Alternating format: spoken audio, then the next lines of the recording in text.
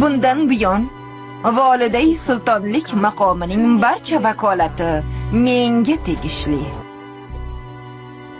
Sizga aytgandim, tinch qo'ymaydi bizni deb. O'zi biladi sulton xonim. Men murosa tarafdoriman.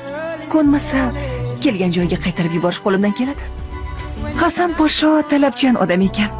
Olgan poralaringizni, Safiya sultonning xazinasiga qo'shgan oltinlaringizni, boshqa niyatda olingan hadyalarning barini birma-bir yozib qo'ygan ekan. Osonlikcha qutula olmaysiz. Nimani kutyapsiz? Hukmdorimizning yoniga yugurmaysizmi? Niyatim bu emas. Ijozat bersangiz, Misrga qaytishim hamma uchun xayrli bo'lardi. Bundan buyon ichkari hovlini sen boshqarasan.